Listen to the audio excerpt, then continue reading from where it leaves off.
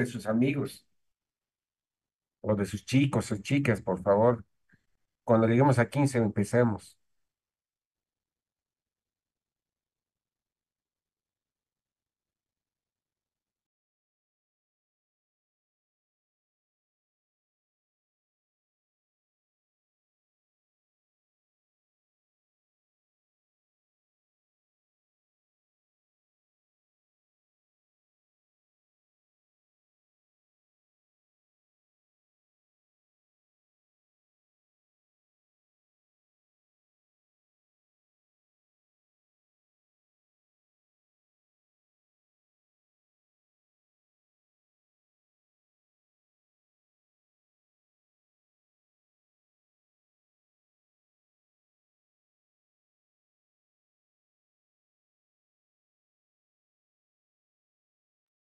Ya está, doctor. Ok, ahorita empezamos.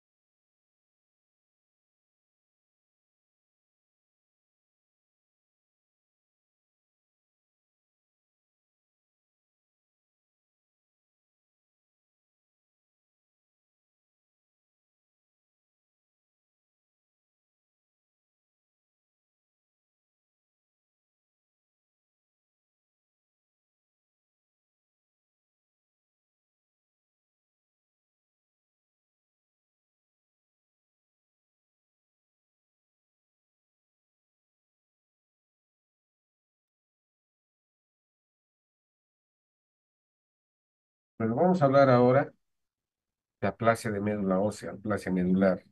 Obviamente, una manifestación de la anemia plástica es la anemia, por eso se llama anemia plástica. Pero en realidad, el nombre específico sería, ¿sí?, insuficiencia medular por defecto en la producción de precursores hematopoyéticos. ¿Sí? Entonces, cuando hablamos de anemia plástica, no solamente vamos a pensar en anemia. Si bien existe una entidad que se llama aplasia pura de serie roja, existen, ¿sí?, esta enfermedad que es de naturaleza autoinmune clonal, se llama anemia plástica. Ustedes saben, y en la segunda clase hemos hablado y nos hemos referido al proceso de hematopoiesis, y hemos dicho que no solamente existen células progenitoras, precursoras y células maduras en la médula ósea, sino que existe un estroma medular. Y debe existir una interacción permanente entre la célula madre pluripotencial, las células progenitoras, con el estroma inductivo hematopoyético. Una disregulación o un daño en la célula madre pluripotente y también en el estroma inductivo hematopoyético va a originar obviamente un síndrome de insuficiencia medular. ¿Y cuál va a ser la consecuencia? Al no tener proliferación T roja, anemia; al no tener proliferación de serie blanca, leucopenia; y al no tener proliferación de serie plaquetaria, trombocitopenia. La célula madre pluripotencial hematopoyética es la única célula en el organismo con capacidad de división y autorregeneración. Una célula madre puede dividirse y puede generar otra célula madre con esa capacidad de diferenciación. Existen diferenciación linfoide y diferenciación mieloide. Y la diferenciación mieloide va a originar seguramente células de serie mieloide. ¿Sí?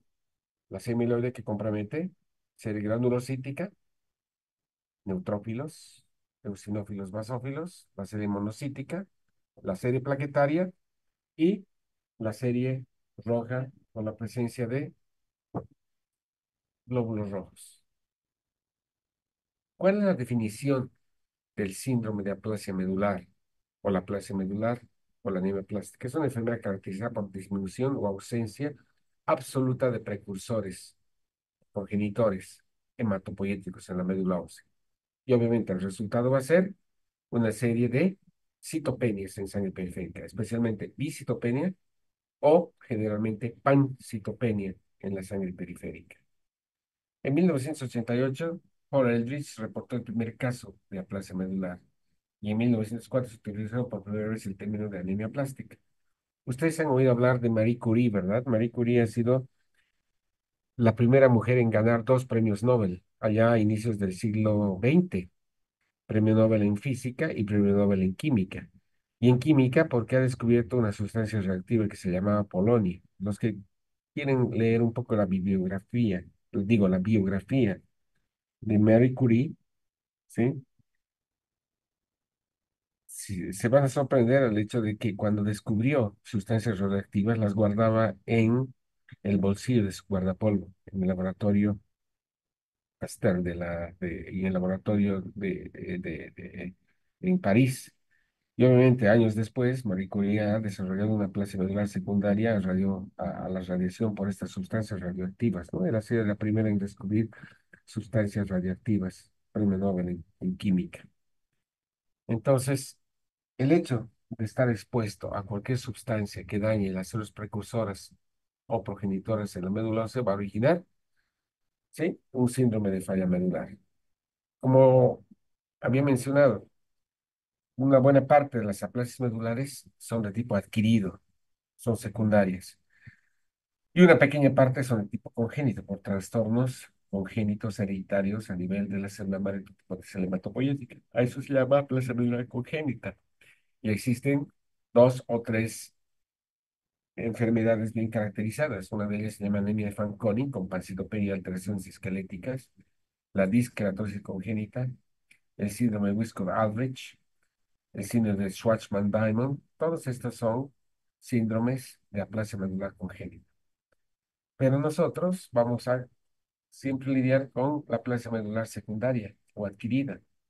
La aplasia medular adquirida muchas veces es idiopática, no se conoce una causa subyacente, o bien puede ser secundaria, como les había dicho, a radiaciones, a medicamentos, a infecciones, especialmente virales, a tóxicos ambientales. De acuerdo a la severidad, puede ser leve, moderada y severa. Y la severidad de la presión medular está dada por el recuento de neutrófilos totales. Cuando el recuento de neutrófilos totales está a menos de 500 por microlitro, o por mililitro, perdón, hablamos de aplasia medular severa. Cuando está entre 500 y 1000, aplasia medular moderada. Y cuando está entre 1000 y 1500, aplasia medular leve. Por lo tanto, la severidad de la aplasia medular está determinada por la cantidad de neutrófilos totales presentes en sangre periférica. Vamos a hablar de las aplasias medulares congénitas y vamos a hablar de las dos principales enfermedades que se conocen, la anemia de Fanconi y la disqueratosis congénita. La anemia de Fanconi es la causa más frecuente de insuficiencia medular congénita. Origina citopenias y malformaciones óseas, especialmente en el recién nacido, y tiene un alto riesgo de progresar y desarrollar neoplasias, especialmente neoplasias hematológicas como leucemia aguda, síndromes mielodisplásicos y algunos tumores sólidos como carcinoma escamoso. La forma de presentación habitual es que la paciente o el paciente recién nacido presenta trombocitopenia acompañada de macrocitosis, o bien pancitopenia, pero desde el nacimiento y con malformaciones especialmente óseas. La gran mayoría de los pacientes son diagnosticados antes de los 16 años porque estos pacientes evolucionan con pancitopenia, pero hay casos diagnosticados en adolescentes y adultos jóvenes. En algunos casos vamos a encontrar a la exploración física en la piel manchas de café con leche. Son pequeñitos de talla corta, tienen alteraciones en el radio, son alteraciones óseas. Muchos de ellos tienen ausencia de radio y hay malformaciones cardíacas, renales y endocrinopatías como hipotiroidismo, insuficiencia suprarrenal, hipogonadismo. Este síndrome, o anemia de Fanconi, que es una placa medular hereditaria, está asociado a una inestabilidad cromosomal que ocasiona mutaciones de genes responsables de la reproducción del ADN. Se han descrito casi 22 genes implicados, ¿sí? El gen especialmente implicado se llama FANCA, y este gen es de herencia recesiva y va a originar una alteración, como les había dicho, en el progenitor hematopoyético más temprano, en la célula madre, y va a originar pancitopenia y alteraciones cromosomales que ponen en riesgo más adelante ¿sí? La vida del paciente, ¿por qué? Porque van a desarrollar generalmente neoplasias hematológicas secundarias. La disqueratosis congénita es una enfermedad por mutaciones en genes implicados en el mantenimiento de la longitud de los telómeros. Son alteraciones de los telómeros. Los genes más frecuentemente mutados son DKS1, ligado al cromosoma X, el TERC y el TERC-T. Aproximadamente un 70% de los pacientes se caracterizan genéticamente por la presencia de estas mutaciones. ¿Cuáles son las presentaciones clínicas que nos hacen sospechar una disqueratosis congénita? Obviamente, pancitopenia, pero la tríada clásica son leucoplaquia, displasia unguial y pigmentación cutánea reticular. ¿Sí? Hay alteraciones cutáneas con placas, hay una displasia unguial o alteraciones en las uñas, y si vamos a hacer un aspirado medular y una biopsia y vemos en sangre periférica citopenias, y en la médula ósea vamos a ver una hipoplasia medular, puede haber fibrosis pulmonar y cirrosis con alteraciones esofágicas también. Como se había dicho, existen otras causas de aplasia medular congénita involucradas en síndromes complejos como Schwarzschild-Diamond, donde predomina la eritroblastopenia, la anemia de Diamond-Blackfan y algunas formas de trombocitopenia amegacariocítica, donde solamente hay trombocitopenia, pero si vamos a la médula ósea no vamos a ver megacariocitis. Obviamente, la anemia de Fanconi y la disqueratosis congénita de chicos no son obviamente enfermedades frecuentes. Generalmente estas enfermedades son más infrecuentes, se presentan desde el nacimiento en jóvenes, en niños y son causas de aplasia medular. En cambio, las aplasias medulares adquiridas, las que se presentan en individuos después del nacimiento y no se conocen en algunos casos las causas, ¿sí? Son las que van a originar, obviamente, ¿sí? La aplasia medular adquirida. Espérame un segundito, un segundito.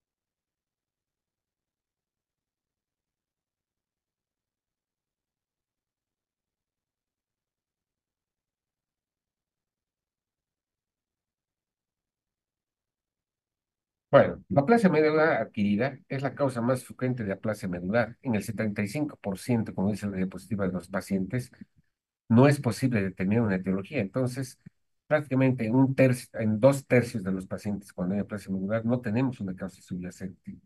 Generalmente es aplasia medular adquirida idiopática. Y solamente en 1/3, ¿sí? Vamos a ver seguramente causas que originan aplasia medular.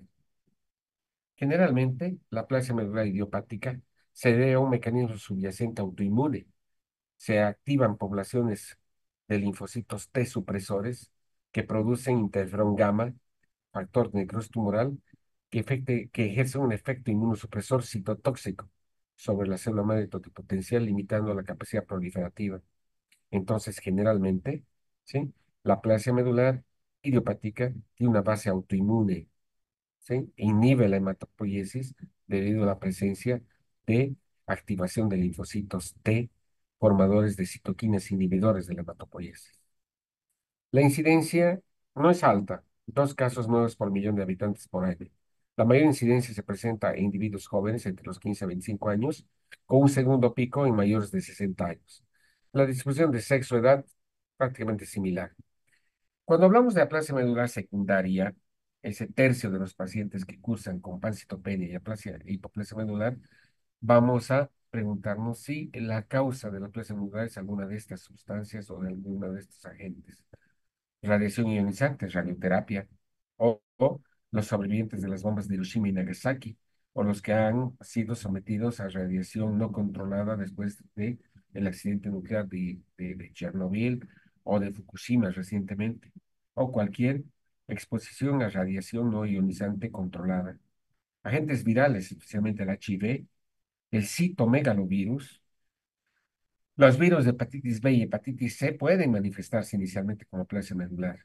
Insecticidas, derivados del benceno, sales de oro, obviamente la quimioterapia, ¿no? Los pacientes que reciben dosis altas de quimioterapia para curar ya sea neoplasias sólidas o neoplasias hematológicas, tiene como efecto secundario el desarrollo de aplasia medular.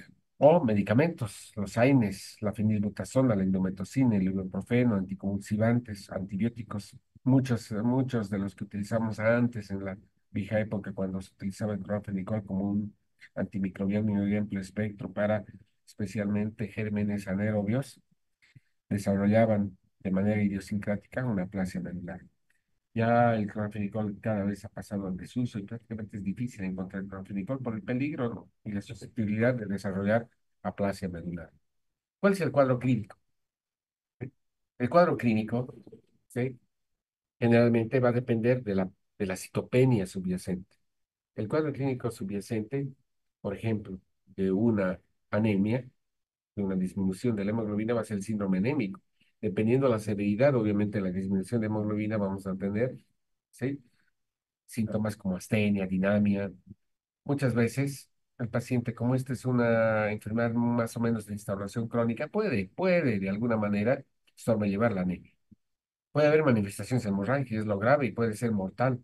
Si hay trombocitopenia y sobre todo trombocitopenia por debajo de un recuento normal de 20.000, no normal, sino por debajo de 20.000 plaquetas, puede haber petequias, equimosis, epistaxis, hemorragia, en mujeres metrorragia.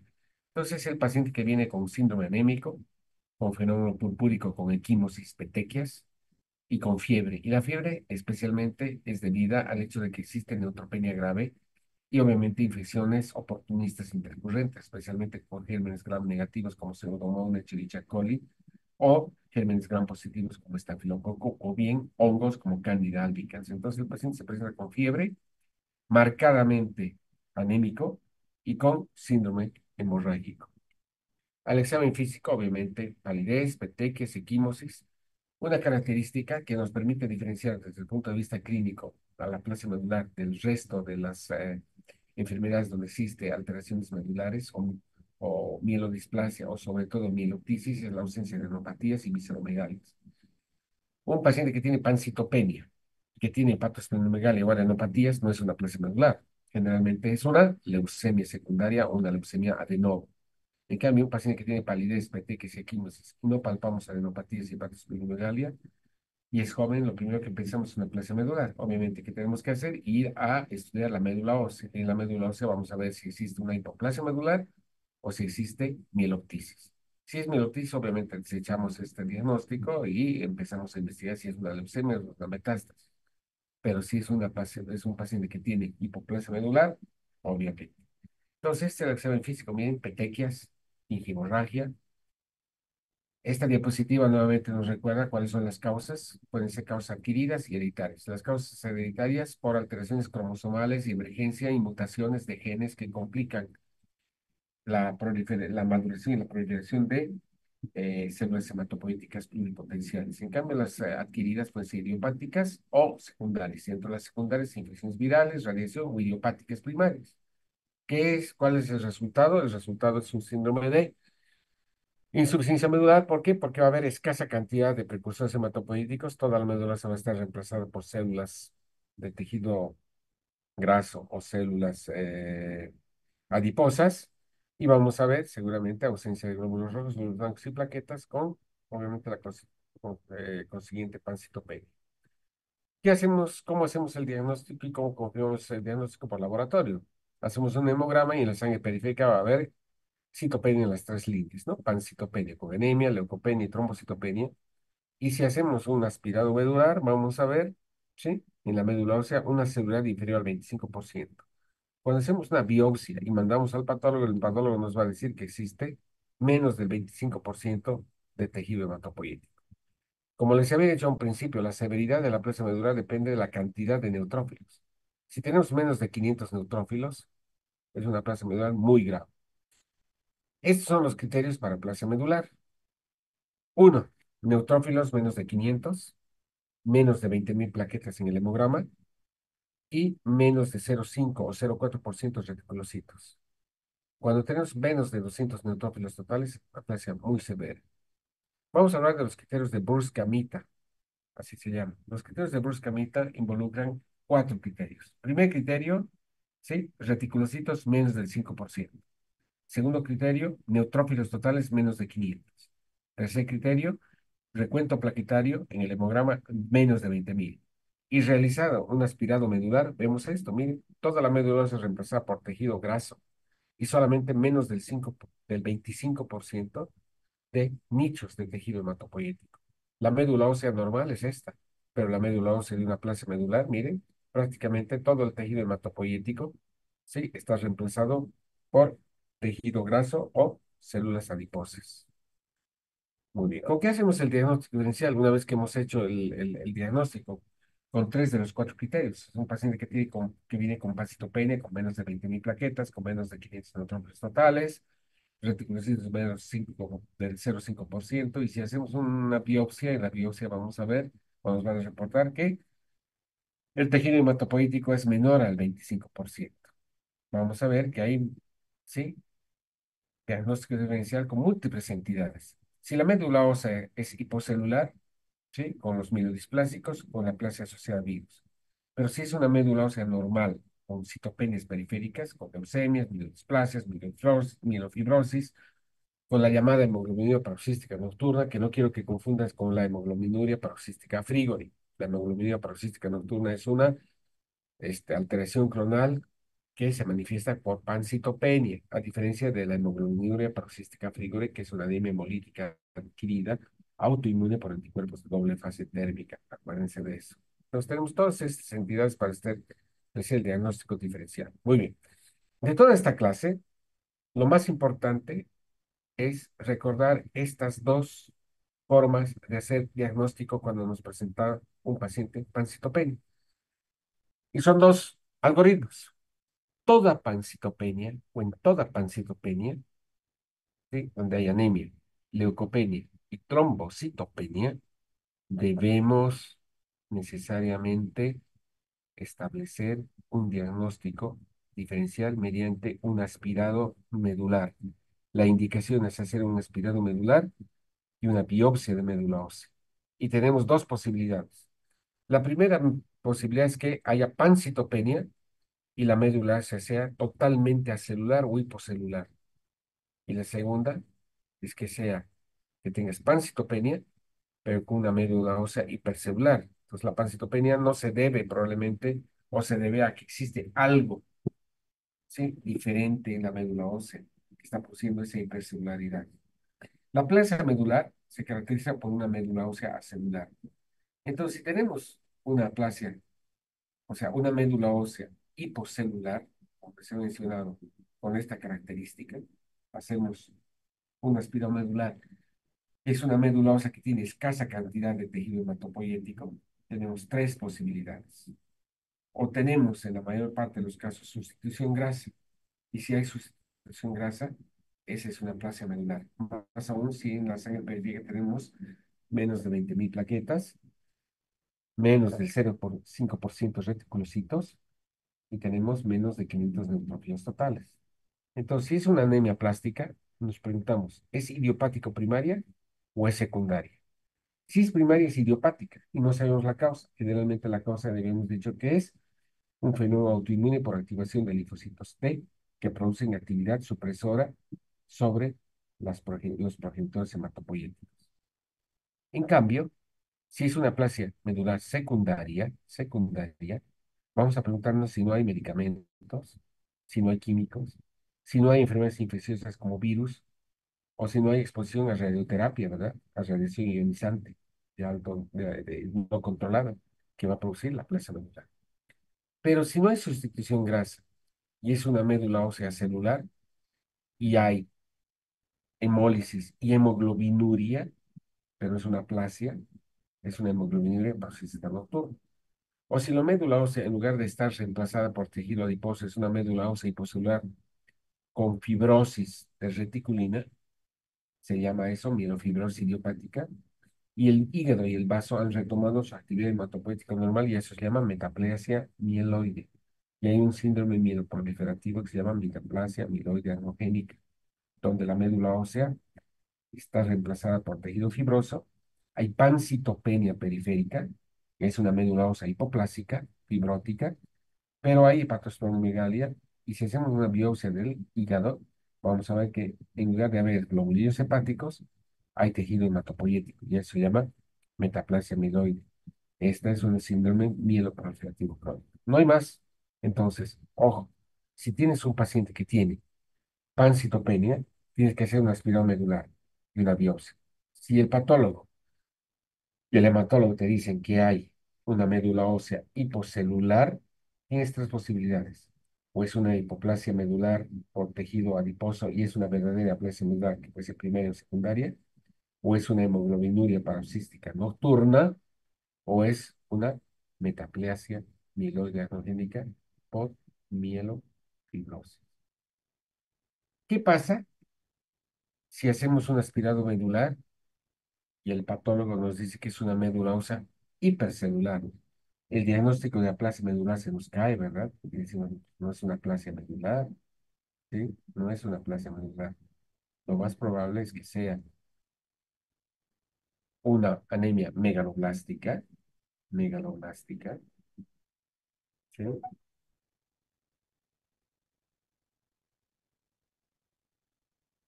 O es una mieloptisis, ya sea por células hematológicas anormales o por una metástasis tejido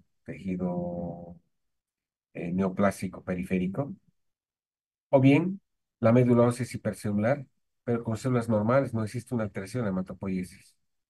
Muy bien, analizaremos las diferentes posibilidades diagnósticas diferenciales cuando tenemos una pancitopenia, pero que no es una aplasia medular. Si nosotros hacemos un aspirado medular y vemos una sincronía en la maduración y la presencia de megaloblastos, hay dos posibilidades. O es una verdadera anemia megaloblástica por deficiencia de ácido fólico y vitamina B12. Acuérdense, la anemia megaloblástica se caracteriza por macrocitosis y en sangre periférica pancitopenia. Y si vamos al aspirado medular, el aspirado medular nos va a mostrar megaloblastosis. Pero si no hay deficiencia de ácido fólico y vitamina B12, vamos a referirnos a un trastorno de maduración con sincronía núcleo-citoplasmática. Y eso se llama mielodisplasia. Mañana vamos a hablar de lo que es mielodisplasia, que produce pancitopenia, pero una médula ósea hipercelular. La mielodisplasia puede ser primaria, como una anemia refractaria simple, o pueden ser secundarias al efecto de quimioterapia, radioterapia u otros medicamentos que alteran la maduración hematopoyética. Pero si no hay asincronía en la maduración núcleo-citoplasmática y la médula es hipercelular por la presencia, por ejemplo, de células neoplásicas hematológicas tipo blastos, estamos frente a una leucemia aguda o una leucemia crónica. O bien, si hay una infiltración por células plasmáticas, su mieloma múltiple. O si es una infiltración por linfocitos atípicos neoplásicos, un linfoma o una enfermedad de Hodgkin. Pero si la médula ósea está reemplazada o está con mieloptisis por neoplasias de tejido sólido, ¿cuáles son las principales neoplasias que producen mieloptisis en la médula ósea? Cáncer gástrico, cáncer de mama, cáncer de colon, cáncer de próstata o de vías biliares. Entonces tenemos que buscar esas posibilidades.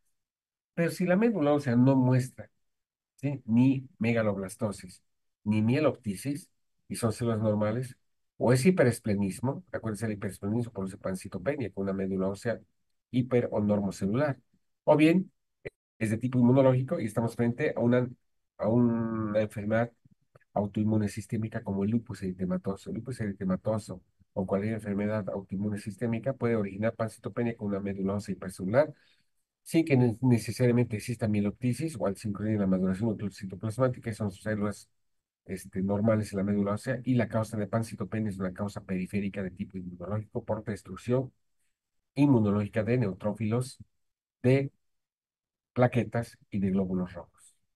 Muy bien. ¿Cuál es el tratamiento si nosotros establecemos el diagnóstico de una aplasia medular? El tratamiento, obviamente, en aplasia medular idiopática, si sabemos que existe una base autoinmune, va a ser la administración de agentes inmunosupresores, especialmente ciclosporina y la llamada globulina antitimocito, que puede ser globulina antitimocito de conejo o de caballo. ¿Qué es la globulina antitimocito? Sí, es una inmunoglobulina que restringe la actividad inmunológica de los linfocitos T. Por lo tanto, restringe la actividad de secreción de, de factor necrostimural o de interferograma por los linfocitos T, liberando entonces el efecto supresor sobre la célula madre totipotencial, permitiendo que la célula madre pueda inicialmente proliferar y luego diferenciarse. Los protocolos iniciales de tratamiento de aplasia medular idiopática están en base justamente a globulina de trimocito y ciclosporina. Anteriormente se utilizaban agentes estimulantes de la médula ósea como los andrógenos y obviamente factores estimulantes de colonia como los citoquinas, el factor estimulante de colonias de granulocito macro. Actualmente también se utiliza un agonista de trombopoyetina que estimula la trombocitopoiesis y minimiza obviamente la trombocitopenia. Por lo tanto, la tríada clásica, ¿sí? O la combinación clásica para el tratamiento de aplasia medular idiopática adquirida es la administración de un inmunosupresor, especialmente ciclosporina, más un agonista de receptores de troponietina como el trombopac, más un inmunosupresor potente que se llama globulina antitimocito. Si el paciente no responde en los primeros 3 meses a este tratamiento y tiene un requerimiento transfusional alto, entonces el paciente es candidato a un trasplante alogénico de médula ósea. La única forma de curar a un paciente que no responda a un agente o a los agentes inmunosupresores es el trasplante alogénico de médula ósea. ¿Sí?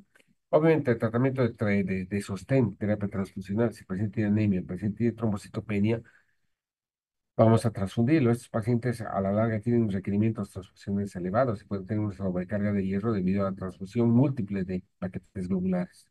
Vamos a darle antibióticos profilácticos si tienes menos de neutrófilos de 15 neutrófilos totales. Y si tienes evidencia de infección, obviamente antibióticos de amplio espectro. Y también vamos a darles antivirales. ¿Sí? ¿Por qué?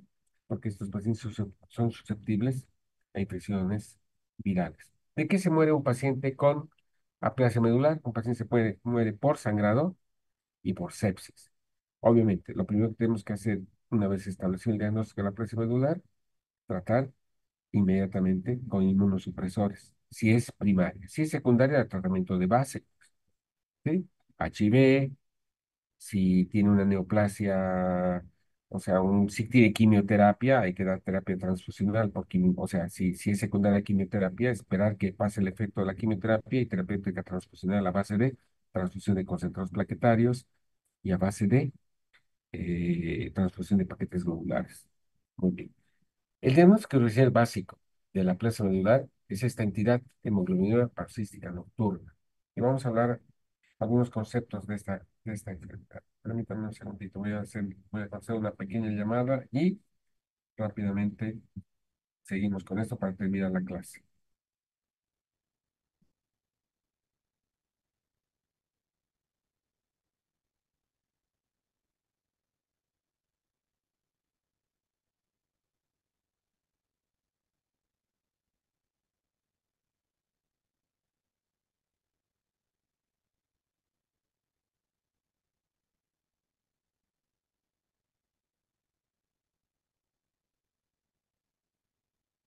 Sí, bueno, lograr que le sacaron esta mañana a la señora. Bueno, vamos a hablar de la hemoglobinuria paroxística nocturna. La hemoglobina paroxística nocturna se llama también enfermedad Macababa-Michelli, así se llama. Bueno, no interesa el nombre.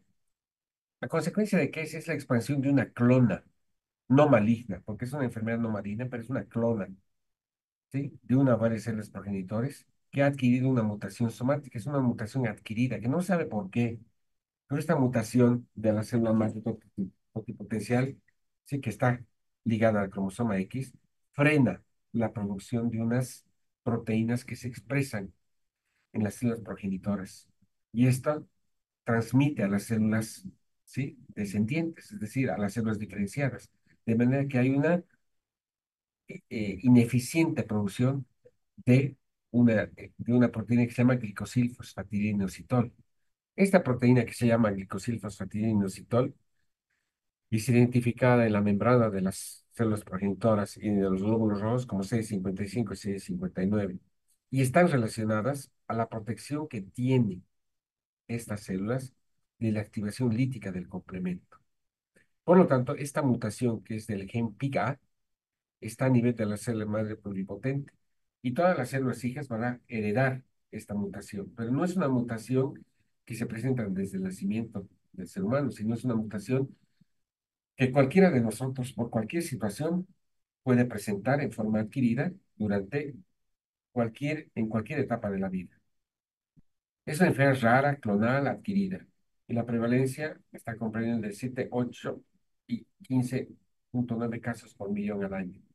La media de edad de presentación más o menos fue edad media de la vida, 33 años a 42 años, un rango entre 16 y 35 años. Y no hay diferencias entre la edad, ¿no? ¿Cuáles son la base fisiopatológica de la hemoglobina paroxística nocturna y por qué produce aplasia medular? Resulta que esta mutación, chicos, del gen PIGA ligada al cromosoma X, hace que no se produzcan, no se codifiquen dos proteínas necesarias para la proliferación celular. La mutación CD55 da, digo, la mutación origina una ausencia de esta proteína CD55 o proteína DAF y otra proteína que se llama CD59 o MIR. La proteína CD55 presente en las células progenitoras y en las células que se diferencian, especialmente, por ejemplo, en los glóbulos rojos, la presencia de CD55 va a inhibir la actividad de las enzimas C3 y C5 convertasas, por lo tanto va a disminuir el efecto del complemento sobre estas células y va a evitar la destrucción de las células mediadas por complemento. Por lo tanto, es una proteína que nos defiende o defiende a las células. La ausencia, obviamente, va a precipitar que el complemento ataque estas células y produzca destrucción. Y si produce destrucción de glóbulos rojos, se va a producir hemólisis intravascular. Pero no solamente esta deficiencia está en los glóbulos rojos, sino hemos dicho está en la célula totipotencial hematopoyética. El C55-MIR evita la incorporación del C9 al complejo C5b8, con lo que evita la formación del complejo de ataque de la membrana, inhibiendo la fase tardía de la cascada de complemento. Para fines prácticos, también nos protege de la acción lítica del complemento sobre las células. Por lo tanto, un defecto de C55 o de C59 va a ser a la célula totipotencial hematopoyética muy susceptible a la destrucción por complemento y obviamente a las células que devienen o a las células hijas, ¿no? Ya sea comprometidas con linaje eritroide, linaje amiloide o linaje megacariocytíco. Por eso se presenta pancitopenia en la sangre periférica. La mutación de este gen, que es PIGA, es la condición necesaria para desarrollar hemoglobina paroxística nocturna. Y cuando esta la clona quiere decir el grupo de células mutadas, empieza a proliferar, obviamente las células hijas van a tener este gen, este fallo, y esto va a producir un fallo en la hematopoiesis normal, cuya manifestación clínica va a ser la pancitopenia. Y si nosotros hacemos un aspirado medular, vamos a encontrarnos con una hipoplasia de médula ósea, pero no es una hipoplasia de médula ósea idiopática, es una hipoplasia secundaria a una mutación adquirida y un defecto en las proteínas C55 y C59, y eso se llama hemoglobinuria paroxística nocturna. ¿Cuál es la clínica que nos permite hacer el diagnóstico diferencial con la plasia medular? Es muy variable, depende de la expresión clínica y la severidad de unos pacientes a otros. ¿Cuáles son las manifestaciones clínicas? Esta es una anemia hemolítica adquirida, pero con pancitopenia. Y si vamos a la médula ósea, vamos a ver insuficiencia medular. En cambio, en las anemias hemolíticas siempre vamos a ver una hiperplasia, ¿no? Una gran proliferación de precursores eritroides.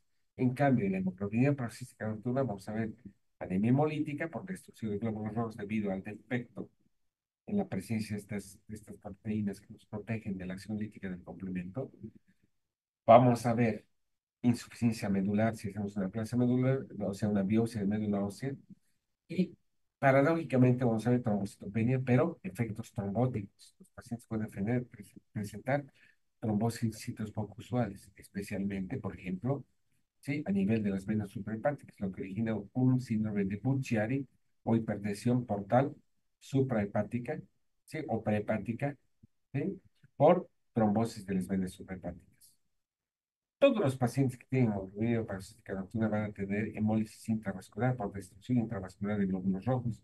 Por lo tanto, se va a liberar hemoglobina. Y esa hemoglobina va a filtrar a nivel del glomérulo y va a presentar hemoglobinuria en la orina. Por eso se llama hemoglobinuria. ¿Y por qué paroxística nocturna? Porque resulta que por la noche aumentan los niveles de CO2 y eso en los pacientes que tienen este déficit clonal de proteína MIL y proteína DAF va a precipitar el hecho de que existen paroxismos nocturnos porque el medio se vuelve más ácido por la noche. Por lo tanto, se presenta en forma de crisis agudas, paroxísticas, especialmente a orinas oscuras por hemoglobina en la noche. Hay un síndrome anémico con clínica de fatiga crónica y todo va a depender del grado de anemia, obviamente, ¿sí? Y obviamente una manifestación va a ser la anemia hemolítica inicialmente, va a depender del tamaño del clon, ¿sí? Y va a depender la intensidad de la hemólisis dependiendo de el grado de deficiencia de esa clona que origina deficiencia de glucosa, de glicosil fosfatidinoinositol. Por lo tanto, hay células de dos tipos, células tipo uno y células tipo 2, que son células que tienen un defecto parcial o un defecto total de glicosil fosfatidinoinositol. Y el defecto que va a producir la hemólisis es el grado de activación del complemento en estas células desprovistas de glicosil fosfatidinoinositol.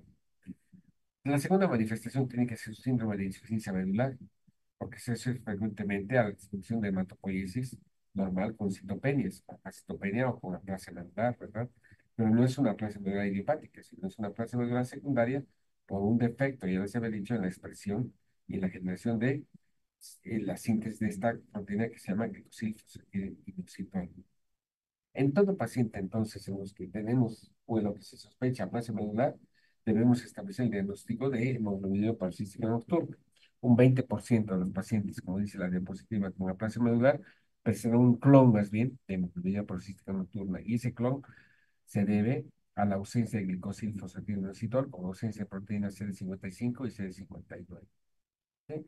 Por lo tanto, por regla, en todas las aplasias medulares, necesariamente debemos hacer el diagnóstico diferencial y descartar la posibilidad de una hemoglobinuria paroxística nocturna. La trombosis es otra complicación o es otra manifestación de hemoglobina paroxística nocturna y es una causa alta de mortalidad y morbilidad. Generalmente se produce trombosis venosas en sitios poco usuales, ¿verdad? Y les había dicho que el sitio más frecuente son las venas suprahepáticas, originando un síndrome de Buchiari, pero también se puede producir una trombosis esplénica, una trombosis cerebral en pacientes jóvenes, trombosis mesentéricas, trombosis en la vena porta, en la vena cava inferior. Y también, de alguna manera, puede haber fenómenos de trombosis arteriales, que se manifiesta por infarto miocardio o trombosis arteriales cerebrales, eventos trombóticos isquémicos cerebrales. La hemoglobina policística nocturna, por lo tanto, chicos, es un estado trombofílico. Desconoce por qué en estos casos existe esa predisposición a trombofilia, porque es un estado de hipercoagulabilidad, probablemente activación plaquetaria o micropartículas circulantes de sangre periférica provenientes de leucocitos, plaquetas de los propios glóbulos rojos, lo que activa la fibrinolisis, activa el factor tisular y el factor tisular activa el factor 7 y activar el factor 7 activa el factor 10 y el factor 5 propiamente, y convierte en trombina y produce fenómeno trombótico. Entonces, siempre hay un fenómeno trombótico subyacente, ¿sí? De trombogénesis, un estado trombolítico en toda hemoglobina paroxística nocturna. Por eso es bien controversial, porque el paciente cursa con trombocitopenia y trombosis. Y tenemos que anticoagular al paciente que tiene trombosis. Y a veces es controversial porque el paciente tiene trombocitopenia y puede sangrar, pero ha tenido un fenómeno trombótico y necesitamos anticoagular al paciente porque si no se va a morir por un embolismo pulmonar, por ejemplo. Entonces, tenemos que sopesar el riesgo-beneficio en estos pacientes del hecho de anticoagularlos. Como les había dicho, síndrome de Buchiari, si se dan cuenta que hay una extensa trombosis de las venas suprapartes con hepatomegalia subyacente. Por lo tanto, ¿cuál es la clínica que nos hace sospechar en hemoglobina paroxística nocturna? Es un paciente con aplasia medular, con pancitopenia, pero tiene hemoglobinuria, anemia crónica, en algunos casos esplenomegalia por trombosis de la vena esplénica. Hay síndrome anémico con fatiga incapacitante. Puede haber dolor abdominal por episodios trombóticos, ¿sí? Dolores externales debido a síndrome anémico. Puede haber hemorragias por trombocitopenia. Y en las pacientes embarazadas, abortos, ¿sí? Y trombosis en el embarazo, cefalea, falla renal, y todo esto repercute en menor calidad de vida. ¿Cómo hacemos el diagnóstico de hemoglobina paroxística nocturna? En todo paciente que tiene aplasia medular debemos siempre sospechar esta entidad. Siempre hay que sospechar. Y más aún si tienes pancitopenia y hemólisis subyacente no inmune, porque es una hemólisis no inmunológica. Aquí no actúan anticuerpos, por lo tanto el CUMS directo siempre es positivo. Que se acompañe en el periférico por pancitopenia o que subyacentemente haya habido un fenómeno trombótico. Ante la clínica compatible que tenemos que hacer, un hemograma y ahí vamos a ver citopenias. Y obviamente síndrome hemolítico, aumento de disonancia láctica, aptoglobina baja, reticulocitos altos y bilirrubina directa elevada. En la prueba de COM siempre es negativa. Y una tinción, sobre todo a nivel de los granulocitos, nos muestra una fosfatasa, ¿sí? Alcalina granulocítica disminuida. Cuando la actividad de esta enzima está disminuida en sangre periférica en la serie granulocítica nos hace sospechar, obviamente, en hemoglobinuria paroxística nocturna. Hay una prueba que se llama prueba de Ham, prueba de sacarasa o sucrosa, que es la medición de la sensibilidad de los eritrocitos, que están desprovistos de proteína MIR y DAF, es decir, que tienen defecto de glicosílidos producto de esa mutación, frente a la actividad del complemento en medio ácido. Todo eso en in vitro. Y por lo tanto, el test de Ham y el test de sucrosa, ¿sí? En glóbulos rojos, ¿sí? Cuando es positiva, nos hace sospechar en hemoglobina paroxística nocturna. ¿Cómo confirmamos? Agarramos una muestra de médula ósea y la mandamos a citometría de flujo. ¿Qué vamos a ver en la citometría de flujo? Vamos a ver, ¿sí? La ausencia de antígenos CD55 y CD59. Y eso confirma, ¿sí? La ausencia de glicosil fosfatilinositol. Por lo tanto, el demostrar la deficiencia de estas proteínas mediante citometría de flujo nos permite establecer el diagnóstico definitivo de esta entidad frente a una plasia medular. La citometría de flujo también cuantifica, ¿no? El tamaño de la clona y también permite controlar la evolución de la hemoglobina policística nocturna cuando hacemos tratamiento, disminuyendo obviamente la clona, ¿sí? Productora de este cuadro hemolítico aplásico. La medida de supervivencia es de 10 a 15 años, es un cuadro crónico. La evolución puede ser muy heterogénea. Hay pacientes en los que fallecen a los pocos meses debido justamente a complicaciones infecciosas, trombóticas, hemorrágicas, anemia severa o infecciones intercurrentes. Pero en otros pacientes la clona se agota y pueden negativizar la clona de hemoglobina paroxística nocturna, porque ya sabemos que es una clona adquirida por una mutación adquirida. Las crisis hemolíticas van a marcar la evolución de esta enfermedad. Generalmente las hemólisis desencadenan situaciones de estrés que activan el complemento. Como los glóbulos rojos no tienen proteínas que los defiendan de la acción lítica de complemento, las infecciones, cirugías, el esfuerzo físico, vacunas pueden desencadenar un síndrome hemolítico que te hace sospechar en hemoglobina paroxística nocturna porque es la actividad hemolítica paroxística, especialmente en la noche, o ictericia, y con pancitopenia, no se olviden, a diferencia de las otras anemias hemolíticas. Las trombosis se presentan en un 35% y las trombosis pueden constituir, como les habíamos dicho antes, ¿sí? Causas de mortalidad. Después puede presentarse hemorragias secundarias de trombocitopenia y también infecciones, ¿sí?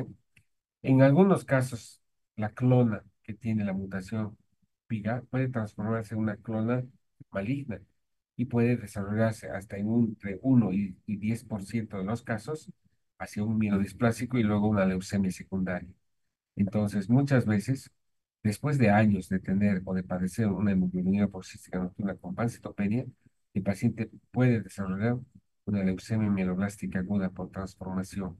Esto ocurre hasta en un 5% de los casos. ¿Cuál va a ser el tratamiento? El tratamiento clásico hasta la aparición del trasplante alogénico, porque la única fenómeno curativo o actividad curativa va a ser trasplantar al paciente un trasplante alogénico, ¿sí? El tratamiento era asintomático y transfusional y dependía de la evolución de la enfermedad y de la gravedad. Podíamos dar transfusiones, se puede dar corticoides, andrógenos, suplementos de hierro y ácido fólico, agentes eritropoyéticos estimulantes e inmunosupresores, ¿sí? Hasta el trasplante alogénico. Actualmente hay un medicamento, ¿sí?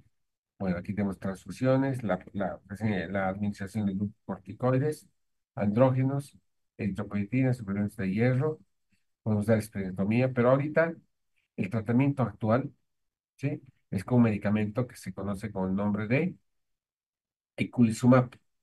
El eculizumab impide la escisión, impide la actividad específica del complemento sobre las células carentes de proteína miel y proteína DAF.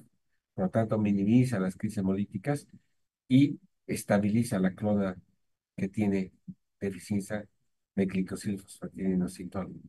Por lo tanto, el eculizumab es aparentemente el tratamiento promisorio actual fuera del trasplante de médula ósea para los pacientes que tienen hemoglobinuria paroxística nocturna, que es un cuadro, ¿sí? Que se acompaña de aplasia medular más hemólisis.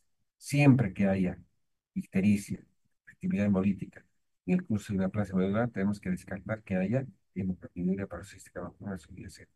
Pero si no hay esta condición y el paciente plenamente solo presenta pancitopenia y la aspirada medular es hipocelular o el reemplazo por tejido adiposo, estamos frente a una aplasia medular idiopática adquirida. Preguntas, chicos, de los dos temas donde existe insuficiencia medular. ¿Tienen preguntas? ¿Cuántos somos? Bueno, Doctor, nosotros somos buenas 18. A noches. ver, sí, pregunta, pregunta. Sí, doctor, en la anemia plástica existen tres posibilidades, ¿no? La hiperplasia, perdón, la hemoglobinuria paroxística nocturna, la anemia plástica y la anemia la fibrótica, ¿no? ¿Por qué sucede la fibrótica, doctor? No, no, no. A ver, cuando tienes pancitopenia, a ver, haz de cuenta, estás tú de interno. Cualquiera de ustedes está de interno. Ya ha vencido el mato, ya ha vencido el quinto año y están de internos en cualquier hospital. Y están en la emergencia. Y llega un paciente con fiebre, con equimosis, con epistaxis. Y el médico de guardia les dice, tomen, por favor, tomen un hemograma. ¿Sí? Y resulta que le toman un hemograma y viene al laboratorio corriendo y te entrega los resultados. Y tú agarras y dices, uff, paciente de pancitopenia. Tiene anemia, 5 de hemoglobina, normocítica, normocrómica. Tiene reticulocitos de 0,2%. Tiene 10.000 plaquetas y tiene 1.000 glóbulos blancos con 5% de neutrófilos. O sea, que tiene neutropenia grave. Los que tienen pancitopenia. Inmediatamente tú piensas y dices, pucha, frente a una pancitopenia, ¿qué tenemos que hacer? Una aspirado y una biopsia medulosa. Le hablaremos al hematólogo que está de turno, porque es una urgencia, ¿verdad? Necesitamos saber qué tiene. Pues viene el hematólogo y lo primero que te va a decir, bueno, mira, tienes que transfundirlo porque tiene 5 de hemoglobina.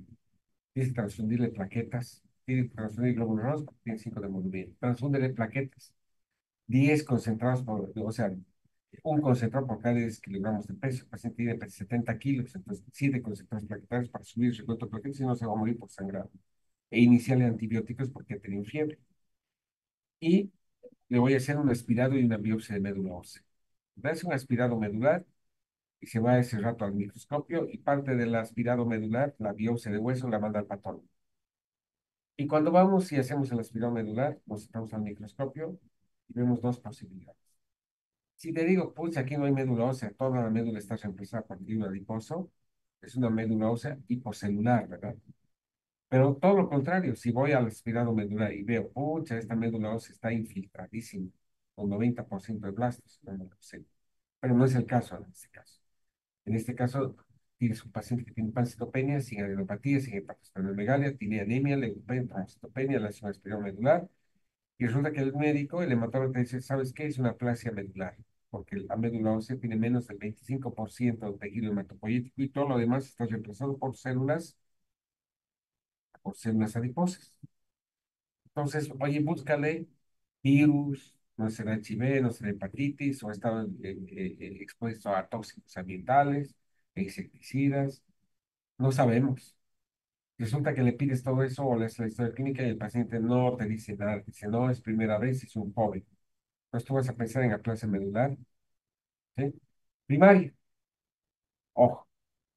Pero si al día siguiente, ¿sí? El patólogo te dice, ¿sabes qué? Fuera de tejido, fuera de tener tejido adiposo, la médula está llena de fibras de reticulina o fibrosis, entonces no es una aplasia medular idiopática, es una mielofibrosis, ¿verdad? O por ahí, le hacemos el aspirado medular, vemos pancitopenia, y al día siguiente el paciente hace hemólisis. La poca hemoglobina que le hemos transfundido, digo, de glóbulos rojos que le hemos transfundido, activa la hemólisis y el paciente tiene hemoglobinuria. Entonces, en ese caso, a veces, ¿sabes qué? Mandar una muestra y hazle una prueba de HAM y una prueba de sucrosa en el laboratorio. Y mandar una muestra de citometría de flujo y vamos a investigar si los glóbulos rojos expresan CD55 y CD59 para cualquiera de nosotros. Cualquiera de nosotros, si hacemos esa investigación por citometría de flujo para ver la expresión de antígenos CD55 y CD59, todos tenemos positivo. Pero si no tenemos eso, ¿qué tenemos? Tenemos una clona de hemoglobina paroxística nocturna. De manera que cuando existe activación de complemento, va a haber fenómeno hemolítico asociado a la aplasia medular. ¿Está entendido? Entonces, cuando tienes una médula hipocelular, tienes que pensar, o estás reemplazada por fibras de reticulina, o es una verdadera aplasia medular, o es una hemoglobina paroxística. Ese es el diagnóstico inicial de un paciente que tiene pancitopenia, pero con médula ósea hipoplásica. Pero si la médula es hiperplástica, te olvides de la presión medular y tienes otras cosas, otro tipo de enfermedades que las vamos a ver mañana, o una amiloidisplasia, o una leucemia, o una mielosis un tejido por una neoplasia sólida distal, ¿verdad? ¿Está entendido? Sí, doctor, gracias. Muy bien. ¿Alguna pregunta más? Muy bien, si no hay preguntas, nos vemos mañana a las 7. Va a ser la penúltima clase, los síndromes mielodisplásicos, y el sábado vamos a hablar de leucemias agudas y crónicas. Y desde el lunes van a tener clases con la doctora Baena porque les va a hablar ya de enfermedades neoplásicas como linfomas, mielomas, trasplante médula ósea y todo lo que es hemostasia y terapia transfusional. Muy bien, buenas noches, chicos. Muchas gracias.